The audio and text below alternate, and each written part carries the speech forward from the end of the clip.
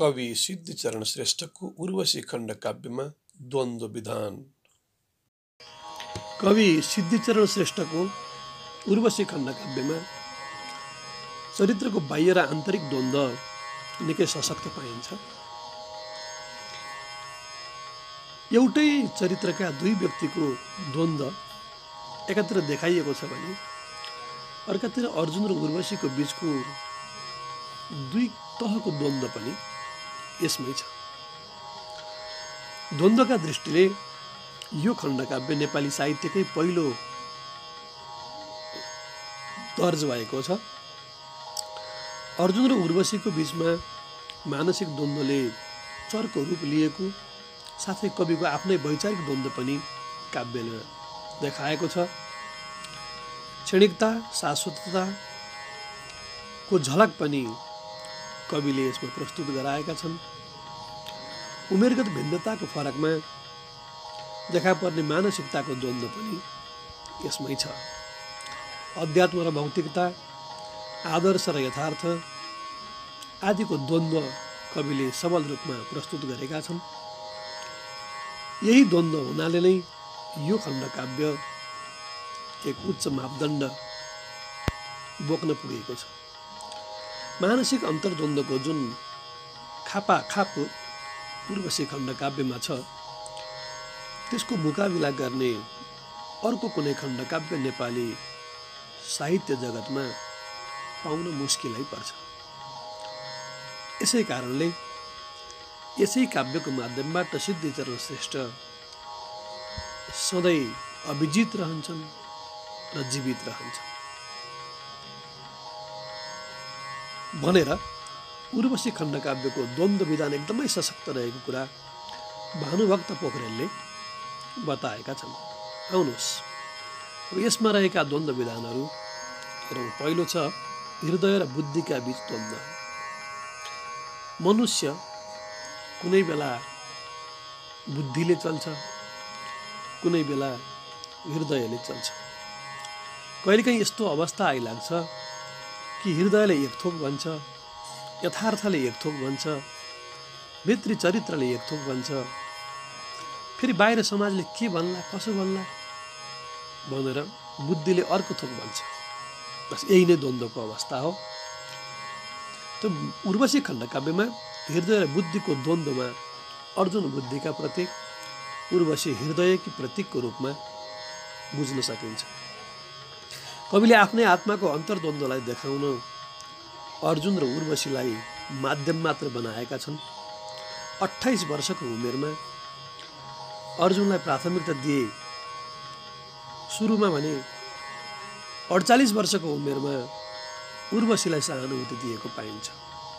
लामो समयको परिपाकमा कवि सिद्धिचरण श्रेष्ठको आफ्नो चरित्र अर्जुनबाट उर्वशीतर्फ बग्दै गएको देखिन्छ। कविले पहिला बुद्धिलाई र पछि हृदयलाई प्राथमिकता दिए।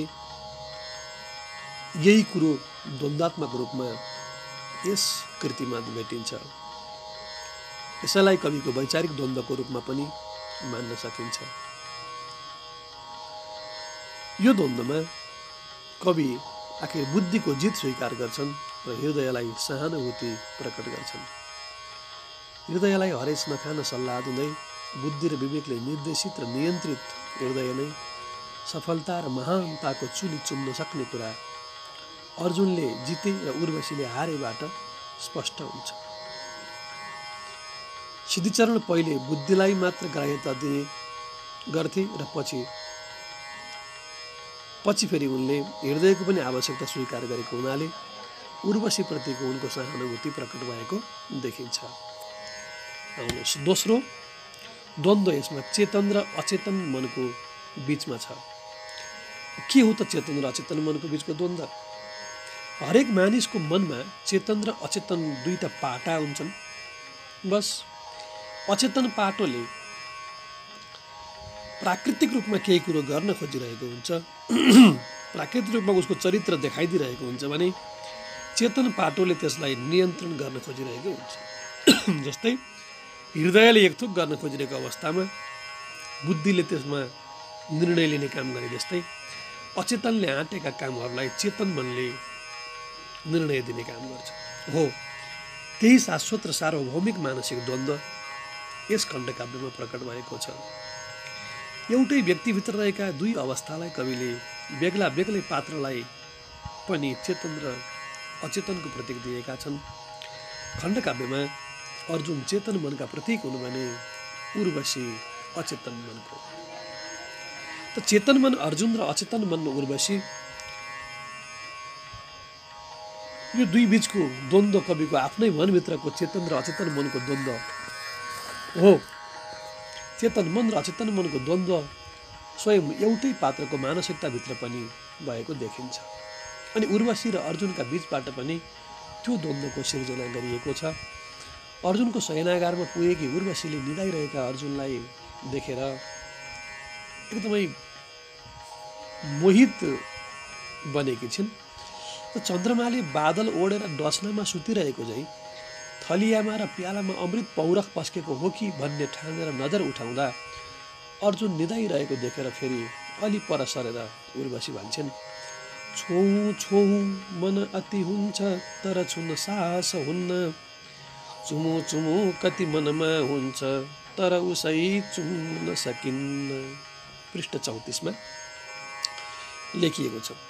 यो पंक्तिलाई अध्ययन गर्दाखेरि स्वयं उर्वशीको चेतन मन र अचेतन मनको द्वन्द्व छ।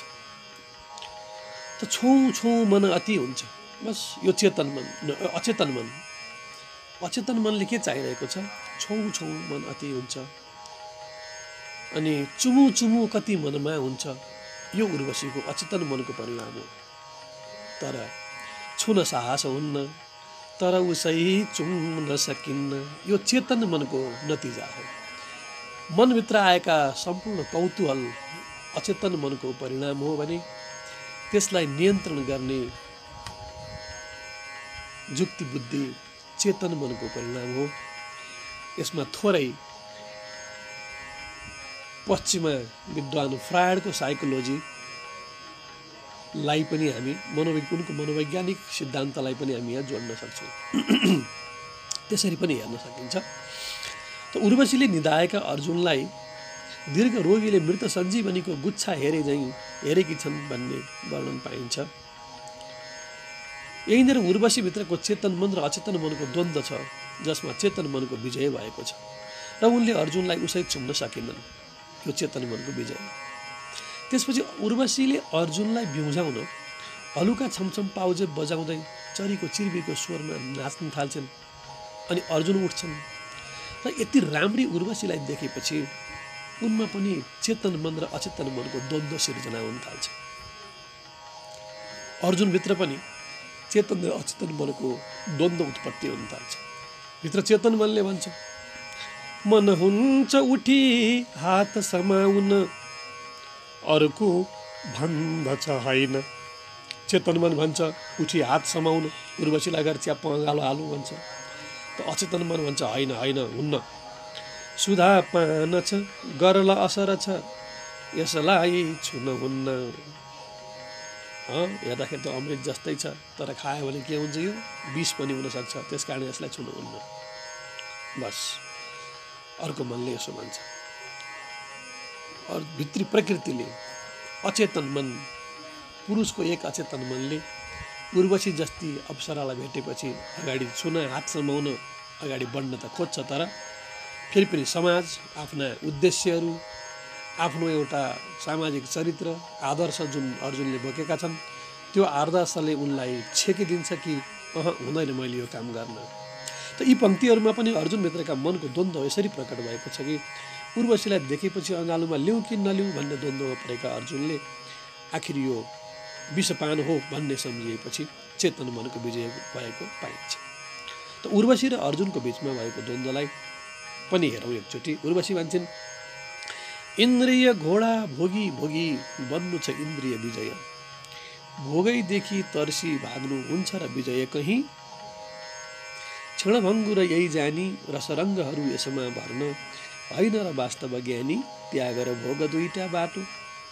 त उर्वशीका यी अभिव्यक्तिहरूपछि प्रति उत्तरमा अर्जुन भन्छन्, न त शिर भइकन अर्जुन भन्दछन् उपदेश छ यो धन्य, आमा अनमोल रतन पाएँ साँच्ने छु म पछिसम्म। यहाँ द्वन्द्व र चरम उत्कर्ष पनि देखाइएको छ। यस द्वन्द्वले सम्पूर्ण द्वन्द्वको प्रतिनिधित्व गर्छ, काव्यकै अन्त्य स्थितिलाई निमन्त्रणा गर्छ। अब अर्को द्वन्द्व छ आदर्श र यथार्थको बीचको द्वन्द्व। बस यो पनि भित्रबाट उत्पत्ति हुने मनको चाह यथार्थ हो भने फेरि बाहिर आफ्नो सामाजिक अस्तित्व र मर्यादालाई सोच विचार गरेर व्यक्तिले देखाउने चरित्र आदर्श हो। अब हेरौँ यहाँ आदर्श र यथार्थको बीचको द्वन्द्वलाई। त उर्वशी खण्डकाव्यमा आदर्श र यथार्थको बीचमा पनि द्वन्द्व देखिन्छ। तरुणी उर्वशी सर्वाङ्ग सुन्दरी मोहिनी उर्वशी एकदम तन्नेरी अर्जुनलाई देखेर भोग गर्न आतुर हुन्छन्, आह्वान गर्छन्। यसरी आह्वान गर्दा पनि अर्जुन आफ्नै निष्ठामा रहनु, नैतिकता पालन गर्नु, काम वासनालाई बुद्धिले नियन्त्रण गर्नु, बस यो उनको अर्जुनको आदर्श हो। उर्वशीले अर्जुनलाई आमन्त्रण गर्नुमा उनको यथार्थता हो। उर्वशीको धर्म नै त्यही हो, त्यो उनको यथार्थता हो। अनि रातको त्यो सुनसान र एकान्तको परिवेशमा उर्वशीलाई पाउँदा हात समाउँ कि भोग गरौँ कि अङ्कमाल गरौँ कि भन्ने अर्जुनको जो मनस्थिति छ त्यो यथार्थ हो। त्यो चाहिँ अर्जुनको भित्रको वास्तविकता हो। जुन अचेतन मनको अवस्था छ त्यो यथार्थ हो। तर त्यति सुन्दर मूर्ति छाया समान बिना कुनै परिश्रम प्राप्त हुँदा चुम्न खोज्नु यथार्थ हो भने पुनः आफ्नो धर्म, संस्कृति, लक्ष्य, सामाजिक अस्तित्व र मर्यादालाई सम्झेर उर्वशीको उपभोग अर्जुनले नगर्नु आदर्श हो। त्यसैले उर्वशीले यथार्थको प्रतिनिधित्व गरेकी छन् भने अर्जुनले आदर्शको प्रतिनिधित्व गरेका छन्। बस अङ्ग अङ्गले आज निमन्त्रण अर्जुन आऊ आऊ हाउ भावले गर्दछ सानो अर्जुन गला मिलाऊ। यो उर्वशीको यथार्थ हो भने अर्जुनको भनाइ छ उठ्न छ गाह्रो गिर्न छ सजिलो मैले गिर्न हुँदैन प्यारो राम्रो भन्दै मायो विषलाई पिउन हुँदैन। बस यो आदर्श हो। अब आउनुहोस् अध्यात्मवाद र भौतिकवादको बीचको द्वन्द्वलाई हेरौँ। माथिको आदर्श र यथार्थमा नै भौतिकता र आध्यात्मिकताको झलक पाइन्छ। भौतिकवादले यथार्थको प्रतिनिधित्व गर्छ भने अध्यात्मले आदर्शको प्रतिनिधित्व गर्दछ। उर्वशीको चरित्रमा देखिएको यथार्थ र अर्जुनको चरित्रमा देखिएको यथार्थ यो भौतिकवादको अवस्था हो भने अर्जुनले आफ्नो सामाजिक मर्यादालाई चिन्तन गर्दै उर्वशीको भोग नगर्ने निर्णय गर्नु यो अध्यात्मवाद हो। किनकि अध्यात्मवादले सांसारिक गतिविधिहरूलाई विभिन्न दृष्टिकोणबाट नियाल्ने गर्दछ। त्यो कर्म गरेर आफूलाई भोलि त्यसको के फल मिल्दछ भन्ने दृष्टिबिन्दुबाट हेर्दछ त्यसलाई। अर्जुन जस्तोसुकै भौतिक सुख प्राप्त भए पनि उनमा समभाव देखिन्छ। अर्जुन कर्तव्यनिष्ठ चरित्र भएकोले उनले देवताको उद्धार गरेका छन्, सत्यको पक्षमा पनि रहेका छन्। काव्यको तारतम्यलाई मिलाएर हेर्दा अर्जुन अध्यात्मवादको प्रतीकको रूपमा देखिन्छन् भने उर्वशी भोगवाद भौतिकवादको प्रतीकका रूपमा देखिएकी छिन्। उर्वशी भौतिकवादको प्रतीकका रूपमा काम वासना रतिराग जस्ता सांसारिक क्षणिक विषयभोग जस्ता भौतिक सुखतिर उन्मुख भएकी देखिन्छन्। तर अर्जुन ठिक विपरीत त्यसरी आफ्नो जीवनलाई बर्बाद पार्ने पक्षमा अघि बढ्दैनन्। अध्यात्म र भौतिकवादको प्रवृत्तिलाई अँगालेका अर्जुन र उर्वशीको द्वन्द्व नै अध्यात्म र भौतिकवादको द्वन्द्व हो यस खण्डकाव्यमा। यदि यसका माध्यमबाट हेर्ने हो भने काव्यले भौतिकवादको पराजय र अध्यात्मवादको विजय देखाएको पाइन्छ। अन्त्यमा अर्जुनकै विजय बहाली टाँसेर अगाडि बढ्ने उर्वशीलाई हेर्दा अध्यात्मवादकै गोरेटोमा जीवन सल्ब लाउन देखिने भएपछि कवि सिद्धिचरणका वैचारिक अस्पष्टता, अस्थिरता, द्विविधा, क्रान्ति र विद्रोहका स्वरहरू लडखडाउन पुगेको देखिन्छ। त्यसैले अर्जुनले अँगालेको संस्कार कविको आफ्नो संस्कार हो र उर्वशीले अँगालेको संस्कार तत्कालीन परिवेशको बाह्य संस्कार हो भन्नु उचित देखिन्छ।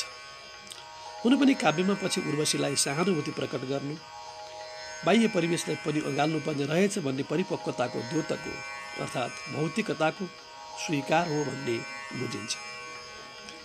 अब आउनुहोस् कवि स्वयंको मनभित्र भएको अन्तर्द्वन्द्वलाई हेरौँ। यस खण्ड काव्यमा द्वन्द्वका खापाखाप मध्ये कवि सिद्धिचरणका 2 उमेरका बीच देखा पर्ने द्वन्द्व पनि एक हो। काव्यको रचना 28 वर्षको उमेरमा भएको हो, त 20 वर्ष पछाडि बल्ल यसको प्रकाशन भएको छ 48 वर्षको उमेरमा पुगेपछि।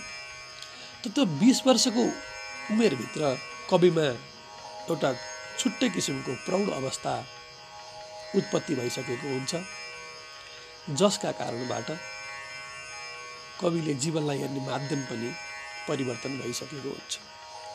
नाटक लेख्दाको समय र नाटक छाप्दाको समयमा कविको आन्तरिक एक किसिमको जीवन दर्शन नै परिवर्तन भइसकेको अवस्था हुन्छ, जसले गर्दा नाटकलाई पछि फेरि परिष्कृत गरेर छापेको भन्ने पनि पाइन्छ। त 28 वर्षे कवि आफूलाई अर्जुन ठान्थे भने 48 वर्षे कवि आफूलाई उर्वशी सम्झिन्छन् र म आफै उर्वशी हुँ भन्न पुग्दछन्। पहिला कवि अर्जुनकै जस्तो कर्तव्यनिष्ठ जीवन भोग्नुपर्छ भन्थे, साधकको रूप देखाउँथे, तर पछि आएर त्यो त केवल आदर्श रहेछ, जीवन भन्नु त उर्वशी नै पो रहेछ, त्यसकारण उर्वशीको जीवन जिउनु पो ठिक हो भन्ने अर्थ अवस्थामा कवि पुग्छन्। अर्जुनमा आफ्नो आकाङ्क्षा देख्छन्, उर्वशीमा सबै आकाङ्क्षा पूरा नहुने यथार्थको झलक देख्छन्। यसरी यस काव्यमा 20 वर्ष अघिको जीवनमा र 20 वर्ष पछिको जीवनमा आएका अन्तर कविका दृष्टिहरूलाई अर्को द्वन्द्वको रूपमा प्रकट गरिएको पाइन्छ। राग विराग दुईटा लामा रेखा छन् खिचिएका, कुनमा हाल्नु पाऊ म मेरो लाग्दछ अति आशंका। राग र विराग, राग भन्नाले संसारको प्रतिको आसक्ति, विराग भन्नाले सांसारिक विषय भोगबाट टाढा रहनु। त अर्जुनले राग विराग दुईटा लामा रेखा छन् खिचिएका, आफ्नो अगाडि संसारको सुख भोग, सुख शयलको भोग र संसारबाट विरक्त भएर अध्यात्मको भगवत मार्गको भोग, यी दुईवटा बाटाहरू आफ्नो अगाडि देख्छन्। यही द्वन्द्व, त्यसलाई निर्णय लिनको लागि नै द्वन्द्व कविले देखाएको छ। त आशंका यो जो छ, ढलपलको अवस्थाको अर्जुनमा यहाँ जो भएको छ त्यही नै यहाँ द्वन्द्वको अवस्था हो। हुन पनि कारावासमा बसेका युवा कवि राष्ट्रिय उच्च स्तरको रेखामा पाउ राख्ने कि वैशालु दिनका रागात्मक छेडमा राग अनुरागका रेखामा पाउ राख्ने भन्ने कवि सिद्धिचरणको मनको आन्तरिक द्वन्द्व नै अर्जुनले यहाँ पोखेका छन्। सधैँ जेलमा बस्ने कि केही उपायले जेलमुक्त हुने भन्ने ध्वन्यात्मक अर्थ पनि यसबाट हामीले पाउन सक्छौँ। अर्जुनलाई जिताउँ कि उर्वशीलाई जिताउँ भन्ने द्वन्द्व पनि कविको मनभित्र लुकेको छ। त्यही आकाङ्क्षाले एकमा पूर्णता पाई फेरि अर्कोलाई अपूर्णतामा पुर्याएको छ। यसरी कवि आफ्नो द्वन्द्वलाई स्थिर गर्न सक्दैनन् र अनुभूतिलाई नियन्त्रण गर्न पनि सक्दैनन्। त्यसैले भन्नुपर्छ, विकट परिस्थिति खडा छ अहिले, उनी दुविधाले सन्न, शान्ति अशान्ति दोभानमा उनको नाउँ छ ढलपल। उनी उर्वशी खोज्ने कि अर्जुन बन्ने द्वैत मानसिकतामा छन्, अनि दुवै बन्न खोज्दा द्वन्द्वमा फँसेका छन्। शान्ति अर्जुन र अशान्ति उर्वशीको रूपमा उभिएका पनि हुन सक्छन्। बस यसरी यो काव्यमा दुईटा मूल पात्रहरूका आफ्नै प्राथमिक अन्तर्द्वन्द्वहरू देखिन्छन्, जसको उल्लेख हामीले माथि गऱ्यौँ। हो, यी पात्रका ती प्राथमिक द्वन्द्वहरू स्थिर भइसकेपछि खण्डकाव्यको बाह्य द्वन्द्व मूल द्वन्द्व भएर देखा पर्छ। अर्जुन जीवनको क्षणभङ्गुरतालाई स्वीकार्दै त्यसैलाई आफ्नो पक्षको आधार मान्छन् र क्षणभङ्गुर रागले काम वासना अथवा सांसारिक आसक्तिका पोलिएर रोकिएर उच्च प्रयाण रोकिनु हुन्न भन्ने विश्वास गर्दछन्। उर्वशी चाहिँ क्षणभङ्गुर जीवन छ भने उच्च प्रयाणका साङ्लाहरूले बाँधिएर भएको जीवनलाई किन व्यर्थ निरस पारिदिने भन्ने धारणामा छिन्। यो हिसाबबाट हेर्दा अर्जुन र उर्वशी दुवै जीवनको क्षणभङ्गुरतालाई स्वीकार्दै त्यही कुरालाई आधार बनाएर एक आदर्शवादी र एक यथार्थवादी धरातलमा उभिन्छन्। अर्जुन आदर्शवादी र उर्वशी यथार्थवादी। यहाँ पनि एउटा ठुलो द्वन्द्व के छ भने एउटै विषयको आधार दुई विषयको पुष्टिका निम्ति उत्तिकै सशक्त र सफल छ। मतलब जीवन क्षणिक छ, क्षणिक जीवनमा संसारको भोग गरेर किन अल्मलिएर बस्नु, बाटो त हाम्रो आध्यात्मिक हो नि त भन्ने अर्जुन, र त्यही क्षणिक जीवन छ र यो क्षणिक जीवनलाई राम्रोसँग त सुख भोग त गर्नु पर्यो नि त, यसलाई किन खेर जानु दिनु भन्ने उर्वशी। बस यही दुईटा बिचमा यहाँ अन्तर्द्वन्द्व देखाइएको छ। हामी सबै उर्वशी हौँ, उर्वशीका अन्तर्द्वन्द्वहरू हाम्रा हुन्, यसको आकाङ्क्षा र पराजय पनि हाम्रै अथवा मानिसकै हो। यहाँ मनोरथहरू पुग्छन् र पुग्दैनन् पनि। उर्वशी जब जीवनमा अघि बढ्नेछ त्यहाँ प्राप्तिका दिनहरू फुल्नेछन्। प्राप्तिहरूसँग दाँच्दा यो अप्राप्ति समाप्ति मात्र रहनेछ। निष्काम कर्म हाम्रो जीवनको वैचारिक सम्बल हो। कवि उर्वशीलाई सान्त्वनाका रूपमा यही उपहार दिन्छन्। हुन पनि कविको अन्तर्द्वन्द्वशील वैयक्तिक जीवनको मुक्त भोगिताको प्रमाण पनि यही हो भनी विद्वानहरूले भनेका छन्। यसरी यस काव्यमा उर्वशी र अर्जुनको निजी अन्तर्द्वन्द्व, त्यसै गरी उर्वशी र अर्जुनको अन्तर्द्वन्द्व र उर्वशी खण्डकाव्यको पूर्व रूप र उपसंहारका धारणाहरूको अन्तर्द्वन्द्व देखाउँदै जीवन यस्तै द्वन्द्व र अन्तर्विरोधहरूको सङ्गालो हो भन्ने निष्कर्षमा कवि पुगेका छन्। द्वन्द्वका दृष्टिले खण्डकाव्य हालसम्मकै उत्कृष्ट बनेको छ।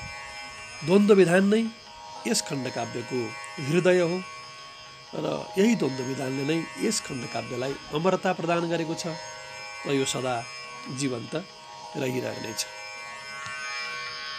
धन्यवाद।